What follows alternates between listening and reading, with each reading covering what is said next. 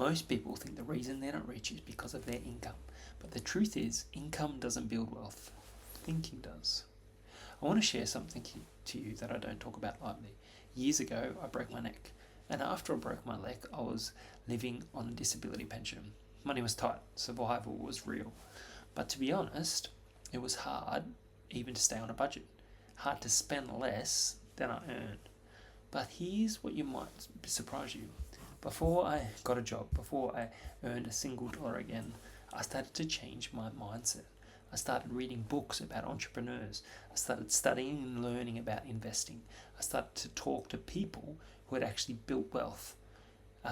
Because I realized if I didn't upgrade the way I thought, the way I was thinking, it wouldn't matter how much money I earned, money wouldn't stick around. That season taught me something I'll never forget. Your mind changes before your money does. Eventually, I worked hard. Took me 3 or 4 years, but I landed my first casual job at a call center. But even then, I knew the job wasn't the destination. It was a tool, a stepping stone to build something bigger. Not just my income, but assets. Not just money, but freedom. See, poor and rich people both face hardship, but they respond differently. Rich people focus on the opportunity. They don't just see the obstacles. That's what I want to unpack with you today, because if you're stuck financially, it's not your fault, but it's your responsibility.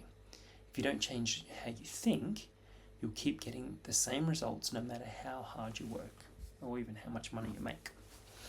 Let's start with one of the biggest mindset differences between the poor and the wealthy.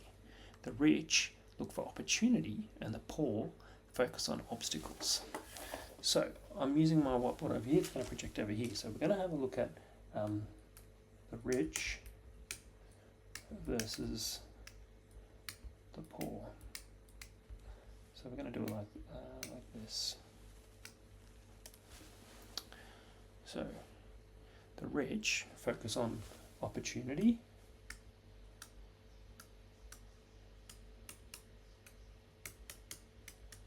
and the poor focus on obstacles.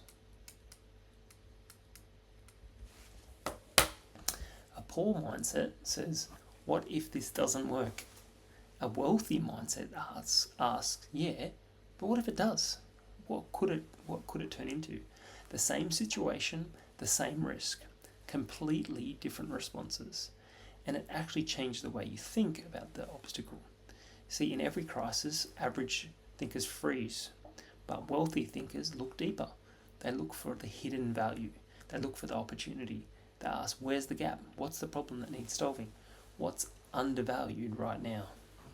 You look at something like a housing crash. Most people panic. Wealthy people see real estate on sale. They don't see a broken market. They see their asset as on discount. It's on sale.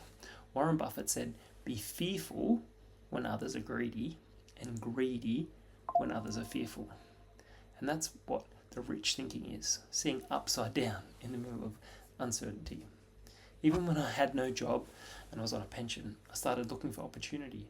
My hands didn't work the way they used to, but my mind still did. And so I used it. I read books, I researched, I reached out to people. I started changing the way I saw money, time, and work. I didn't know how yet, but I knew this. If I could shift my mindset, I could shift my future. Let me ask you a question. When life hits hard, do you shrink back? Or do you lean in and ask, where's this opportunity? What's the opportunity in front of me right now? That question alone could change your life, because opportunity isn't something you wait for, it's something you recognize. Opportunities everywhere. And you only recognize it when your mind is trained to see it. That leads us to the second point, the difference between the rich and the average thinker. And this is, rich people think long term,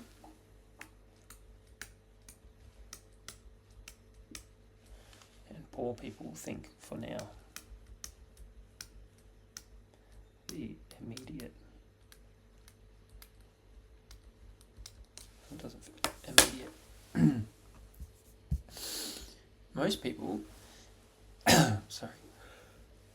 Most people have never been taught to think beyond this week, this month, or this paycheck. And I get it. When you're struggling to survive, it's hard to imagine anything beyond that. But the wealthy people, they train themselves to think in years and decades, not days. The average mindset, if I worked hard, I deserve to spend it. I deserve to live it up. Or if I want this, why wait? I can get it today. Rich thinkers think if I delay gratification, if I can build something bigger, if I plant a seed now, the harvest will be greater later on. Have you ever noticed that when most people get a raise, they don't actually get ahead, they just upgrade their lifestyle? They get a nicer car, a nicer phone, nicer clothes, nicer holidays, nicer house, and they wonder where all their money went, and they're still living paycheck to paycheck. And that's not an income problem, that's a mindset problem, that's a thinking problem, that's a psychology problem. Jim Rohn put it perfectly. He said, the rich invest in money and spend what's left. The poor spend their money and invest what's left. And often, there's not much left. And that's why wealthy people build wealth over time. Not because they're smarter, but because they're more disciplined when they are ready, but because they're more disciplined with when they enjoy their rewards. When I was starting out, I had every reason to spend everything I earned. After all, I'd spent years with no income. But instead, I made the choice. I'm going to build assets first. I'm going to invest in my future self, because my future self will thank me for it. It wasn't glamorous, it wasn't fun, but it changed over time. If you want to start thinking like the wealthy, ask yourself, is this decision about now or about the future? Is it about today or tomorrow? Every purchase, every investment, every yes or no, because the quality of your life tomorrow is determined by your sacrifices today. Okay, let's look at the next point. Rich people see money as a tool, and poor people see money as a goal. So rich people see it as a tool, and poor people often see it as a goal.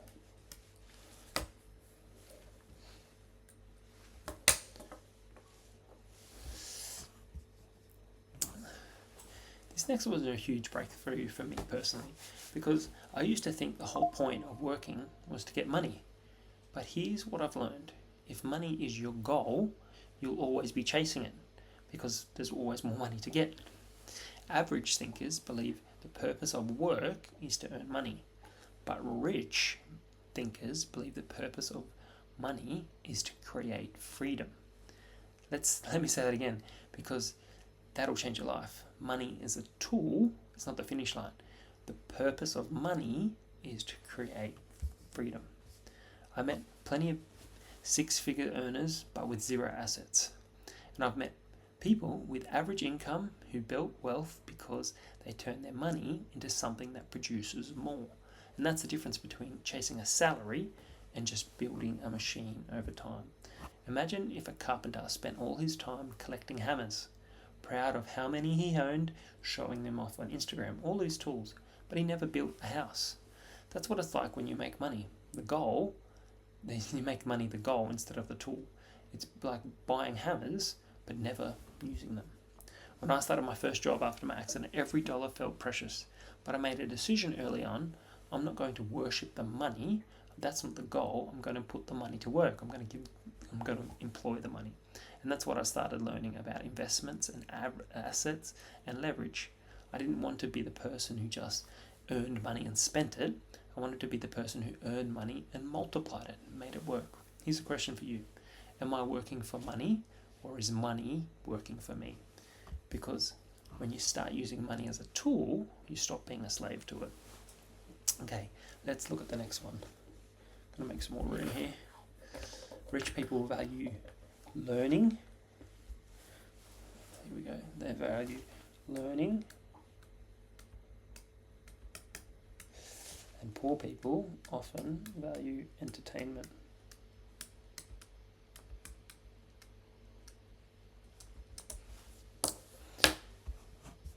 This is the next mind shift is very subtle, but it shows up in your daily habits more and more than anything else. Average thinkers spend so much time consuming content on their electronic income reducer, their phone, their tablet, their TV. Puts a hole in their pocket without even them realizing. And wealthy thinkers, they dedicate their time to learning. They invest in assets that'll grow them, like books and courses. Most people will say that they don't have enough time to read or to study or to invest or to learn new skills. But somehow they have time to watch Netflix and chill, TikTok, go to that sports game, endless scrolling. Let me tell you the truth. The results you get are directly tied to what you feed your mind on. Warren Buffett said this. One of the richest investors alive said this. He reads 5 or more hours every single day. That's a lot. I don't do that yet. Meanwhile, the average person reads 1 book a year, maybe, if they're lucky. It's a wonder there's such a gap in their results. Before I started earning again, and I was still on a pension, I started reading books about business and investing and mindset. Nobody told me to do it. It wasn't in school. No one in school told me to do it. But I knew if I kept my thinking the same way, I would get the same result. If it'll keep the same input, the output is going to remain the same. That season taught me that if I change my life, the way I think, I'll get a different result. Think of your mind as like a garden. If you don't plant good seeds, weeds will grow up and devour everything, and they'll be the default. Entertainment isn't evil, it's not bad, but if it's the only thing that you consume, if it's your only input, don't be surprised about the output. So let me ask you a question. How much time do you spend learning compared to how much time do you spend entertaining yourself? Saying, I've had a big day at work, I just need to sit down on the couch and relax. If you want to think like the wealthy, start feeding your mind daily, because your income can only grow the extent that you grow. Okay, let's look at the next point. Rich people focus on leverage, and poor people focus on themselves.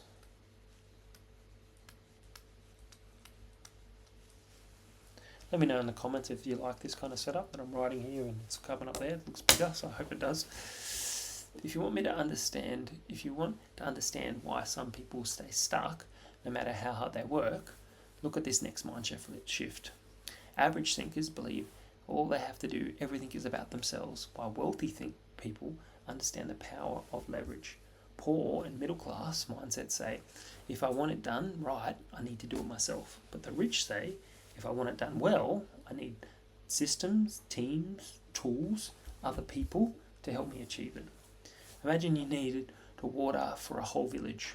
The average person picks up a bucket, walks to the well, and carries the water back all day long. A wealthy thinker spends time to build a pipeline, takes time, get investors, so that the water can stream there, and that it takes longer to build. They don't have any income up front, but when the pipeline is working and functioning, they can go away and they can still bring water to the village, and they don't have to work for it, and it will flow day after day. This is why the wealthy people invest in real estate, stocks, and businesses. They know that their time is limited, but money, skills, other people, leverage, they can multiply. They can hire experts, they can delegate, they can automate, they can use AI, build systems. Early on, I thought, if I work harder, that was the answer. I could earn more. I'd stay up late. I'd try different things. But I learned that hard work alone is just trading time for money. Wealth happens when you learn to multiply your effort through leverage. Ask yourself, where am I still carrying buckets in my life? Where could I start building a pipeline instead? If I could invest in a rental property, launch a business, a side hustle, or start automating my savings, because real wealth is built by leverage, not just labor. Okay, here's the next point. Rich people embrace risk intelligently, and poor people avoid risk altogether. So risk. They embrace risk. They avoid. Sorry, I didn't fit. Let's be honest, risk is uncomfortable. It's challenging. Most people grow up being taught to avoid it. Play it safe. Don't rock the boat. but the better the devil you know. But here's the truth. If you avoid all risk, you avoid all reward. Poor and average try to avoid it altogether. The rich thinkers see risk as something to manage intelligently. They need to learn it, manage it, study it. Think about crossing a bridge over a canyon. Some people look down and say, that's a long drop, look out, it's scary. The wealthy thinks, how do I cross it safely? Is there a harness? Is there a rope? Can I inspect the bridge? Can I understand the bridge? How do I prepare for this challenge? They don't ignore the danger, they respect it, and they approach it carefully, but they still approach it. Most people keep all their money in safe places, like a savings account that barely keeps up with inflation or usually gets eaten by inflation. Meanwhile, wealthy put their money into investments that grow. Even if it feels uncomfortable at first, they understand that smart risk over time builds wealth. When I bought my first real asset, my first property, it felt so risky. I was like, what am I doing? It was easy to just keep the money in my bank, hold on to it, not borrow a dollar. But I realized if I start investing smart, I'm not guaranteed a solution, but I'm guaranteed growth. And that was the goal. Not taking a risk is often the biggest risk of all. Let me ask you, where are you not letting risk hold you back? And what could happen if you leaned into it, take time to calculate, manage it, and take the risk? Okay, let's have a look at the next one. Rich people see problems as pathways to profits, and poor see problems as reasons to complain. So they see problems, I have to write small here, problems equals pathway to profits. And the poor see problems equals reason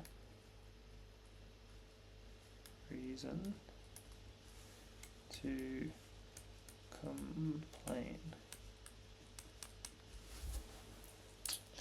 This is one of my favourite mind shifts because once you see this, you'll never unsee it and you'll see it everywhere. Average look at a problem and they complain. This is an obstacle. Rich people see a problem and they think, how do I solve it?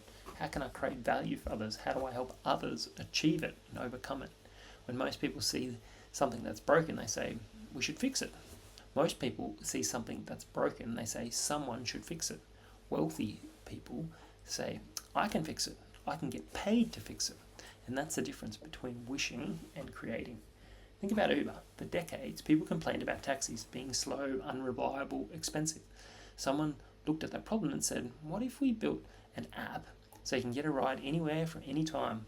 That one idea turned into a multi-billion-dollar company, all because they solved a problem. When I first started learning about business, this concept blew my mind. I used to think about wealth came from being lucky or being in the right place at the right time. But the truth is, money follows value. And the value is created when you solve real problems for real people. Even in my own journey, I started asking different questions. What problems do people have? And how can I help them? What skills do I have that I can assist with other people? How can I create something of value to make their life better, faster, easier? And that shift takes me from survival, from a reason to complain over here, to pathway to profits. Ask yourself, what frustrates me? What frustrates others? And how could I solve it? What's the answer that I could have? The bigger the value you create, the bigger the wealth that follows. Okay, let's have a look at the next one. Keep running out of room. The next one. The rich ask empowering questions.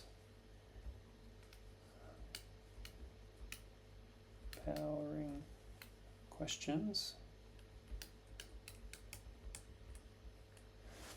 And the poor ask disempowering questions.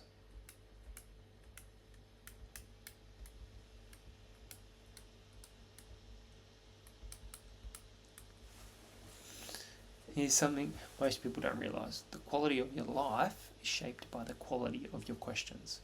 Poor and average ask questions that shut down. They have a full stop at the end. The rich ask questions that open doors. The poor says, "How I can't afford this." The rich says, "How can I afford this?" If I say I can't afford this, it's a full stop. It's a closed sentence. It's a complete thought. How can I afford this is a question mark. It opens up the opportunity. I might not want to purchase that, but that's okay. It opens up the possibility for my brain to go to work and think, how can I afford this?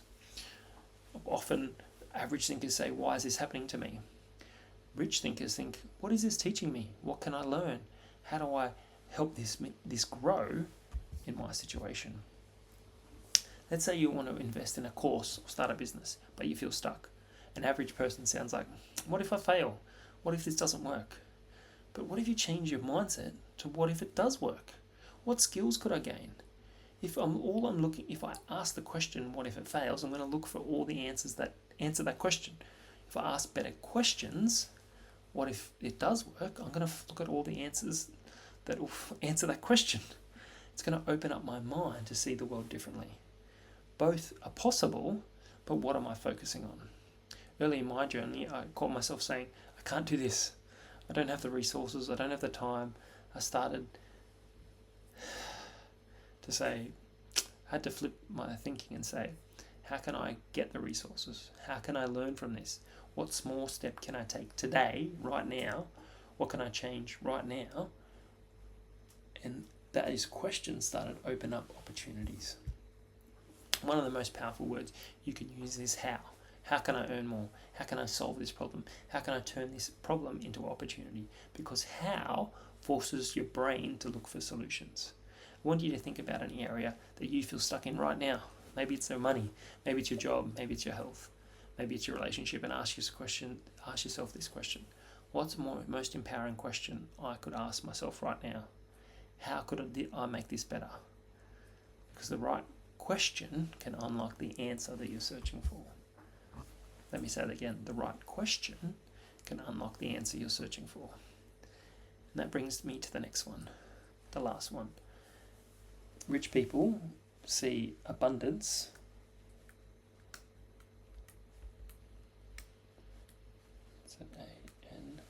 and poor see scarcity.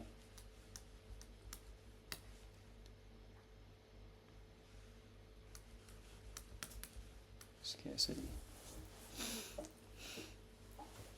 This is crazy to think about, that everything you see is an investment. When you drive down the road, the light poles you see that light up the road at night, they're an investment. The car you're driving is an investment. The road you're driving on is an investment. The house you live in is an investment. Someone invested in that business, that asset that makes our lives better. You think of your phone is an investment. Someone invested in that business to develop a phone, the computer, whatever you have, the clothes on your back, the computer screen, everything in life is an investment. And when you start to see it that way, you start seeing, wow, there's lots of opportunity. If you see a scarcity, you can't see anything. Poor and average thinkers think scarcity. They think there's not enough. If I win, someone else loses. God placed man in a garden, and in a garden, consumption creates growth, creates opportunity. Think about an apple.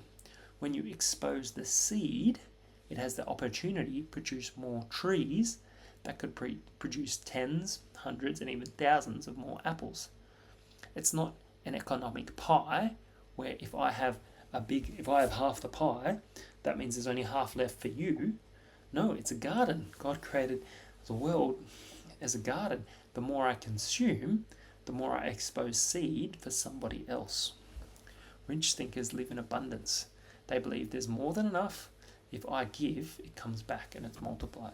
The world is full of opportunities waiting to be created. The generous will prosper. Those who refresh others themselves will be refreshed. That's a proverb.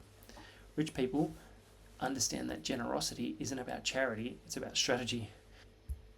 For me, abundance thinking was a game changer. When I was on a pension, I held my money tight. I was fearful, so I held on to it.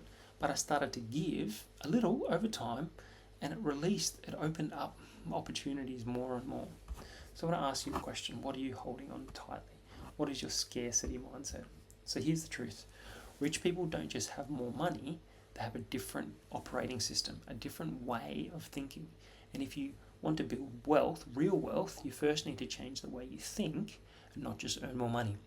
It starts when you recognize obstacles as opportunities, thinking long term versus short term, using leverage, using tools, embracing risk, thinking abundance versus scarcity, asking empowering questions, not disempowering questions.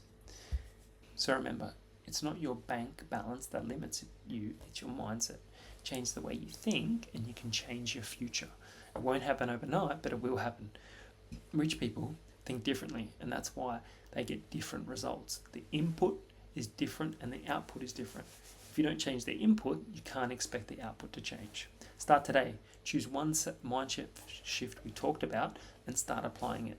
Take one small step today. Every big change you make starts with one single decision. Thanks for watching. Let me know in the comments if you like this new setup, if this is really helpful, and really appreciate you watching. Can't wait to see you on the next video.